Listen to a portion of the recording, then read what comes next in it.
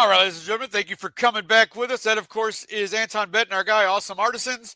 If you're in the greater Virginia area over there on the East Coast, hit him up. You need home repairs, roofing, siding. I saw him redo his whole parents' patio or something. Like, it's a great job. So if you need something, you need some work done there on the East Coast, Virginia over there, call Anton Benton. All right, let's move on to our table talk segment. Let us get into some stuff here because, again, we're going to be talking our teams this week. So we're going to start with Mr. Handy and his Falcones. Now, Handy, here we go, man. I don't want you to, I'm going to try to be sensitive. I want to be sensitive to you when we start this because Falcons are sitting here at 6-6, and you got 5 games left, my friend. Can they rebound? Because now you're tied with the Buccaneers for the division. But again, I know you guys have beaten the Buccaneers, if I'm not mistaken. So what saith you? Can your Falcons rebound, my friend, here, make a run in these last 5 games and get it to the playoffs? What do you say? Oh, oh, but see, why would I expect anything less from our guy, Handy? Here you go, Kirk. Huh? Oh, wait, 180 million. That's 12 million for interception. Oh, he's got more. Hold on. Adrian Peterson manages money better than a fan.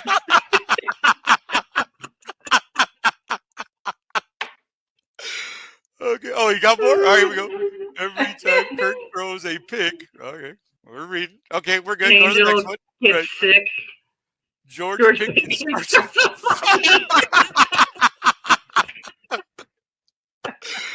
Oh, my goodness. Oh, Kirk makes Dak look like a Pro Bowler. Wow. Oh, wow. Not a Pro Bowler. I don't know about that one. I don't know about that one either. Lately, Coos has been kicking like a young one. Oh, boy. The Falcons stink, he said. Gee, Handy, why don't you tell us how you really feel? Thank you and good night. There it is. Fantastic. Is that your final words, sir? Yes, I agree with that. Yeah, always tip your servers. No, hey, I think you said everything you needed to say. I loved it. That is fantastic. Props to you, my friend. Delilah, go ahead. You said you agree. What do you think? Is Falcons done here? Like, what's going on? No, I don't think so. But I was laughing because the whole time he was doing that, I was just thinking about Love Actually. It is a Christmas season. Oh, yes, that's okay. So I was like, what is this Love Actually? Except, like, he's brokenhearted over his team versus trying to get a married woman, because people forget that part of the movie. Exactly right. No offense. People are like, it's so romantic. Oh, she's married. But anyway. Oh, my God, that's funny. So, sorry, off the rails. It's okay. No, that's okay. Go ahead. No, off the rails seems to work for us. Yeah, exactly. No, I don't. I would not put Penix in just yet. I understand when this happens, like you that's like your gut reaction is like, oh, let's put. And I just don't think that's the right call. I've seen Kirk Cousins bounce back again as someone who's had him in the same division for like how many seasons? Yeah. So I've seen him bounce back before, and I still think with 5 games left, I think you still have a shot at it. And so I would not count out your Falcons yet. That's all I'm saying. But I understand the heartbreak. I get it. It sucks. It's a struggle. I'm not saying not to feel bad, but I do believe your team still has a chance. Yeah. Well, Tina, I'm going to throw this at you because, again, Falcons and Buccaneers are both 6-6. Here's the remaining 5 games for both teams. Falcons got the Vikings, the Raiders, the Giants, the Commanders, and the Panthers. So that's their last 5. Buccaneers have the Raiders, common opponent, Chargers, Cowboys, Panthers, another common opponent, and the Saints. So they almost look about even in terms of schedule the rest of the way. So this will come down to whatever team. Look at Handy's like, no, I don't know about that. But Tina, what do you think here? Can the Falcons in these last 5 games make a play here and end up winning this division? Because I got to feel like the only way they make the playoffs is to win this division at this point, given how the NFC North is pretty much going to send 3 teams. What do you think, Tina? I agree. Like they got the Raiders are coming in, and so far the AFC West seems to have the NFC South number. Yeah, they have though. That's true, right? That is true. The Commanders are going to play them pretty well. So Panthers and Giants, they could probably win, and I think the Vikings game is going to be difficult.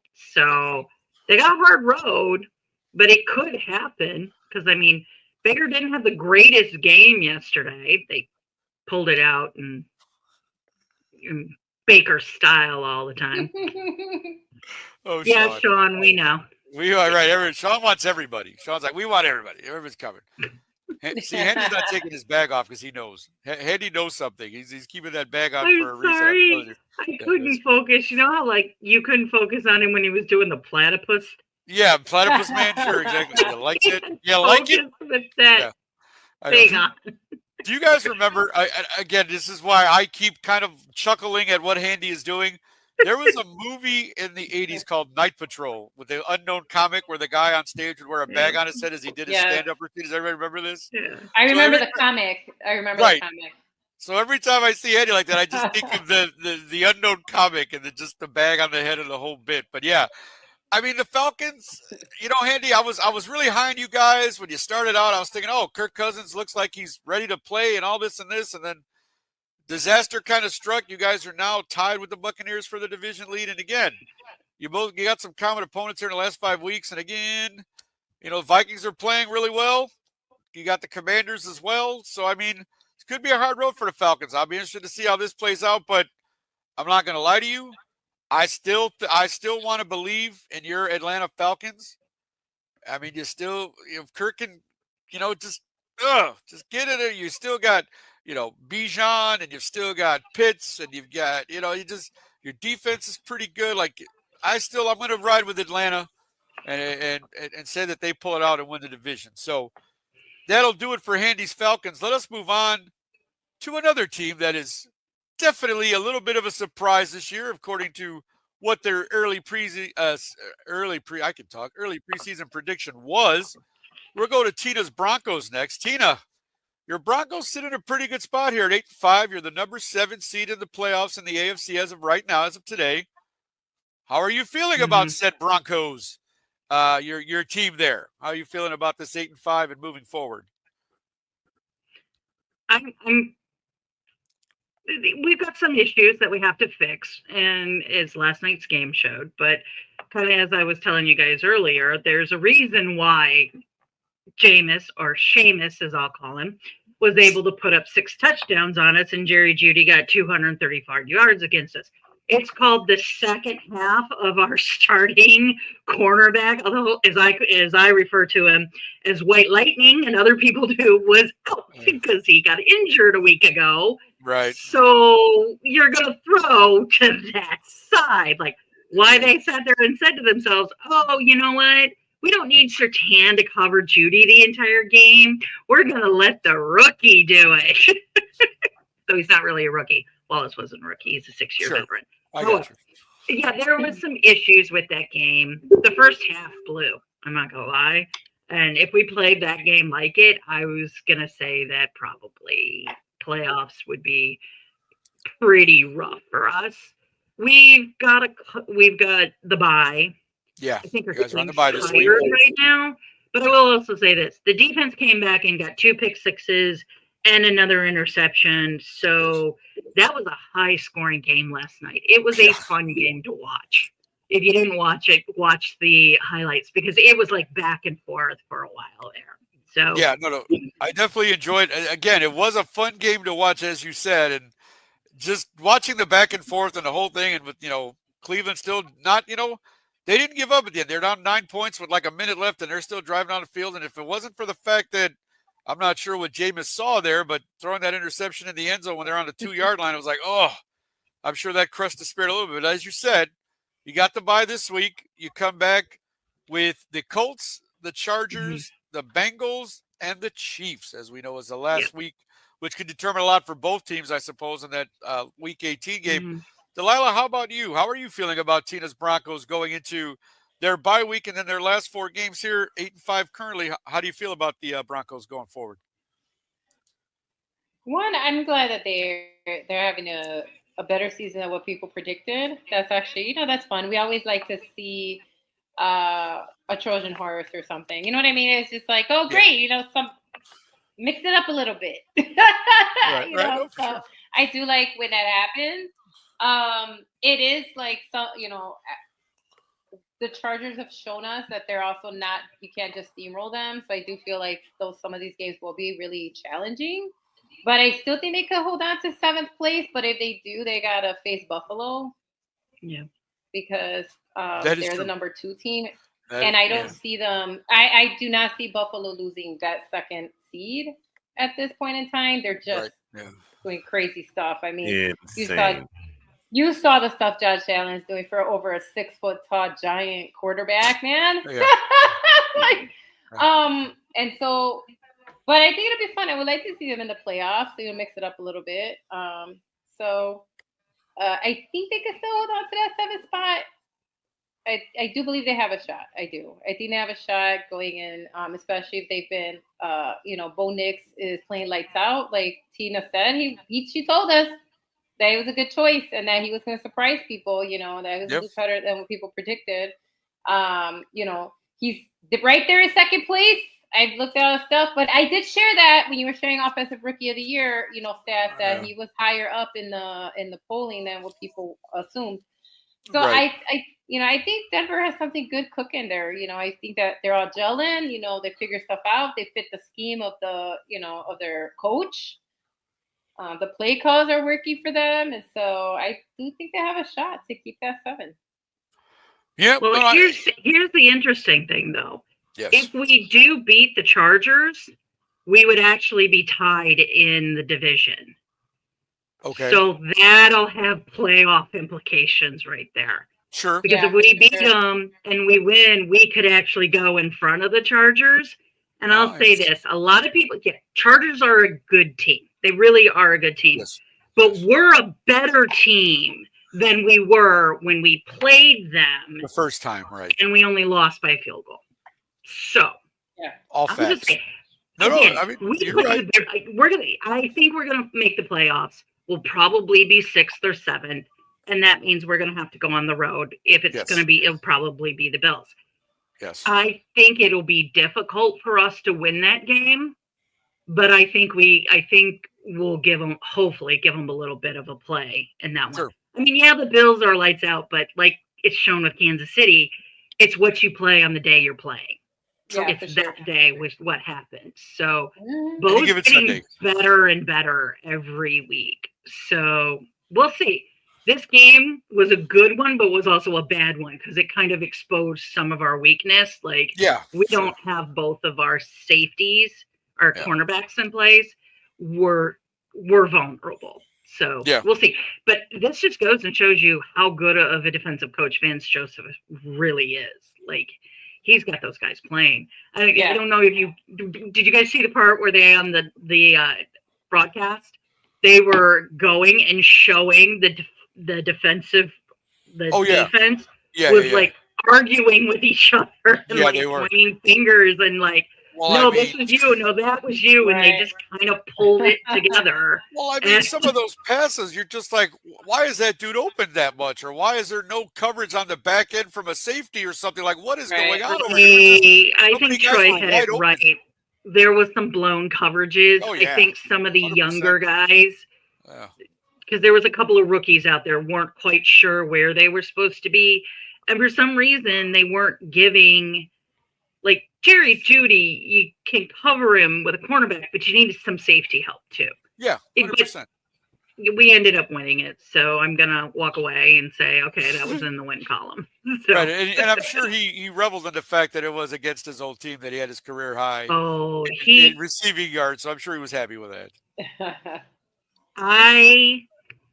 Not trying to be a homer, but that celebration where he fell backwards into the end zone, he should have been called for whatever, the showboating or whatever they're calling it. But they didn't call him for that. But did you see the interview with him after the game? I did not actually. I did not. He was the Well, because the reporters are going to ask him exactly what happened. Yeah. Like, how do you feel? Like, he's like, it doesn't matter. We didn't win the game. Right. He was Right. being sullen. And I like Judy. I just don't think he was utilized correctly where we had him. And Right. so I'm glad that he's doing well at Cleveland, but don't showboat the way he did in the week leading up and claiming they were going to win and he was going to do all of this. Don't do that if you don't win, because it just looks bad. Yeah, I mean that's the swagger of a young man, right? You gotta. I don't know. It's part of. Well, somebody It's part of the game. mentioned, We see like, it all the time. It's one of yeah, those things. I mean, I get it. somebody Like, mentioned, like, he went to Alabama. He wasn't used to ever losing. So, true. like, It's that true. when he came to Denver and he wasn't doing well and Denver wasn't doing well, Yeah. he kind of was like, had to deal with, like, dealing with all of this, and he didn't deal with it well as a 23-year-old, 24-year-old. Right. So, No, exactly. I get that. I get it. So, I mean, he wasn't being like, stop asking me that question. He was just like, we lost. It doesn't matter. Right. It doesn't matter what the 230 yards are. So he was okay, but I still was kind of like, all right, can you just Can really? you just do you mind? Yeah, I mean, but reporters always do that to all these guys, right? They're like, how are you feeling? And it's like, do you really want them to tell you how they're feeling? Right. You really want to know this? Do you really want to know? Like, I don't think you want the truth of what people are feeling after a loss, Yeah. Well, yeah, because they're going to shove the microphones in your face and you just lost and everything.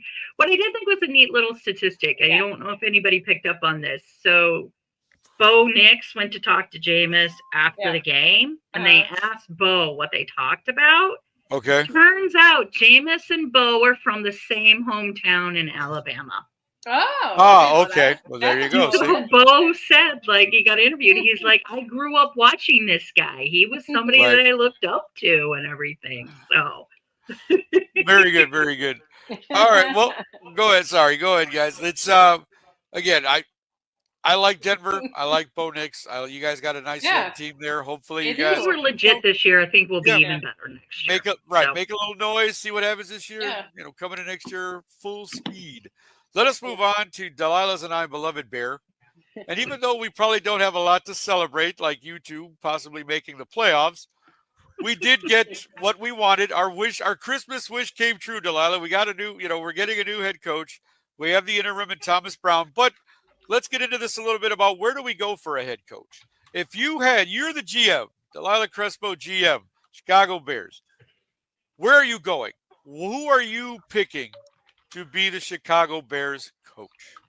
So I'll be honest, as you know, like I watched some college ball, but not like you guys on here. I don't, and so I know one of the names being floated around is Marcus Freeman. I know he's the good-looking head coach for Notre Dame. Yeah. And so I know about him. That's what, so I know that part, but like I know he's been floated around as, being possibly selected. I can't speak to him because again, I don't know his experience per se. I know you guys do. I know you guys do. I know Kate doesn't want us to touch anybody from the Lions. I would prefer Ben Johnson. Right. I know she doesn't want that. I'm sorry, Kate. I love you. But I would prefer Ben Johnson, interdivision kind of thing, that whole rivalry thing. And see what, if his play calling works for Caleb, but also the rest of these guys who are talented. We just have so much talent on our team. We should be 10-6. You know what I mean? Like that's why everybody's so angry. And so I would prefer Ben Johnson. I know people are floating around Bill, and I know you got to call him because he's Bill Belichick. Right. And I just don't know how I feel about, no offense, because I know Andy Reid is like 100, but he's like 75. I would like a good coach with longevity, who could kind of go the distance with us the next few seasons. Sure.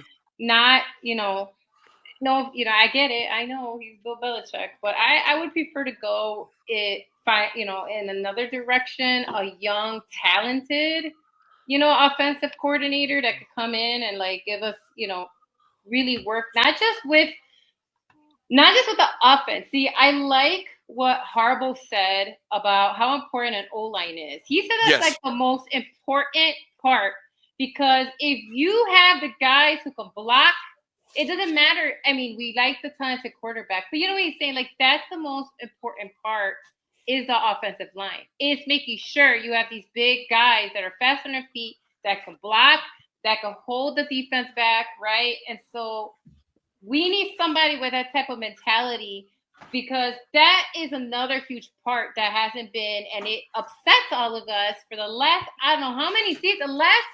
Who was the last like Pro Bowl guy we had? Cruz? Was Cruz like the last legit? The center, as far as center legit, like Olin Cruz was our all-pro center. Yes. Yeah, it was Garza. I think those were the only. Roberto Garza. Yeah, I feel like those were the last two like legitimate big guys. Offensive linemen we had. Yeah, exactly. That actually knew feels how to that way, doesn't it? Yeah, that's what I'm saying. They knew how to block. They knew how. You know what I'm saying?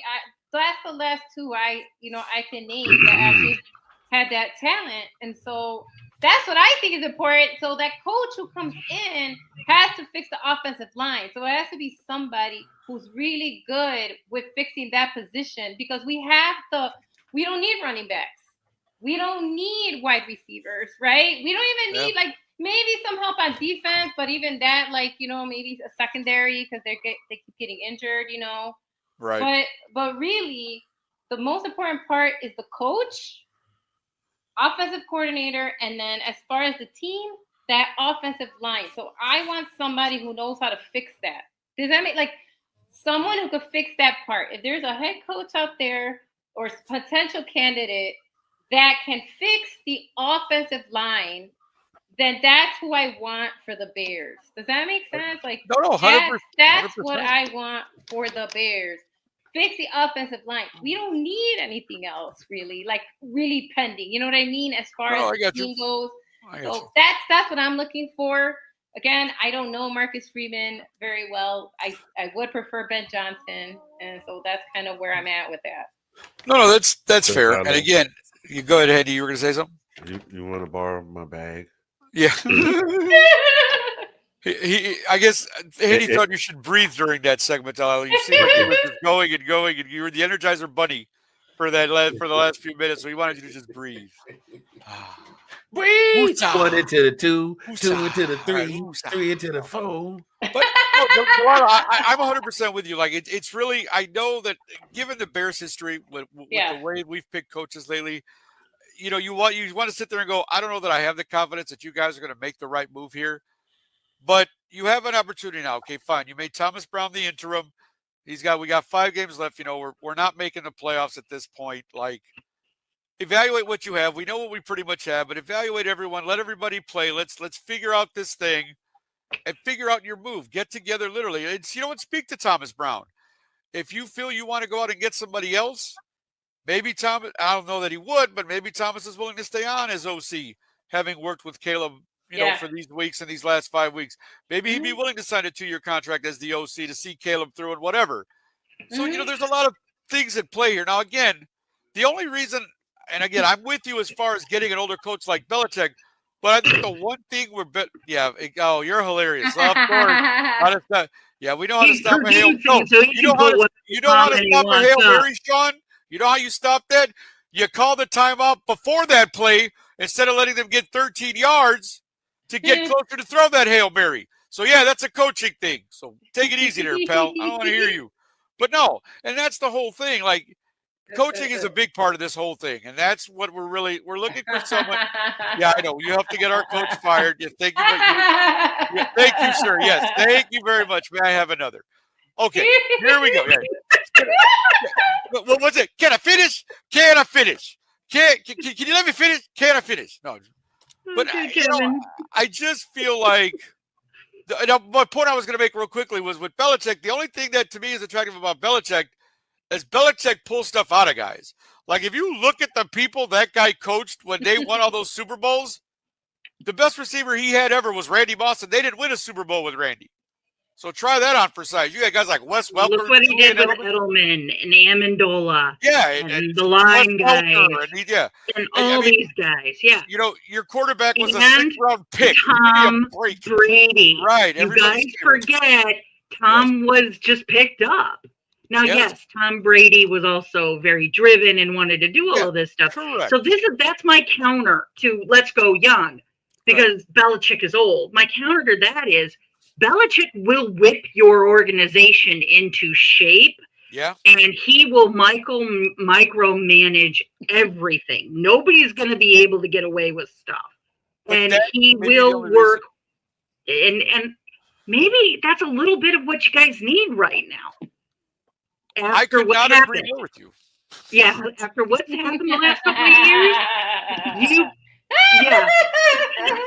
believe me, if anybody knows me personally, I am not a Belichick fan. I call him Darth Vader and the dark side. And I think Tom Brady, don't even get me started. I might hate him more than I hate Kermit the Frog.